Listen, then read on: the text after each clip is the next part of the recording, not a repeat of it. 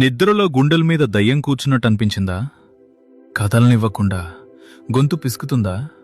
నిజమేంటంటే అది గోస్ట్ కాదు మామా, అదే స్లీప్ పారాలిసిస్. నిద్రపోయే టైంలో మన బ్రెయిన్ మన శరీరాన్ని ఆఫ్ మోడ్లో పెడుతుంది. ఎందుకంటే మనం కలల్లో కదిలితే రియల్గా గాయపడకూడదని. కొన్నిసార్లు సడన్గా బ్రెయిన్ మేల్కుంటుంది, కానీ బాడీ మాత్రం ఇంకా స్లీప్లోనే ఉంటుంది. అప్పుడు మన బ్రెయిన్ ఏదో భయంకరమైన దయ్యం ప్రెజెన్స్ ఉన్నట్టు మనకు హారర్ సినిమా చూపిస్తుంది. ఒకవేళ నీకిలా జరిగితే భయపడద్దు, కళ్ళు మూసుకో, నిదానంగా శ్వాస తీసుకో. ఇది స్లీప్ పారాలిసిస్ అని నీకు నీవే చెప్పుకో. కొన్ని సెకండ్స్లో నీ బాడీ మళ్ళీ నార్మల్ అవుతుంది. అసలు ఇది ఎవరికొస్తుందో తెలుసా? సరిగ్గా నిద్రపోని వాళ్లకు, ఇంకా స్ట్రెస్ ఎక్కువగా ఉన్న వాళ్లకు వస్తుంది మామా. కాబట్టి ఇప్పటి నుండైనా టైంకి పడుకో మామా.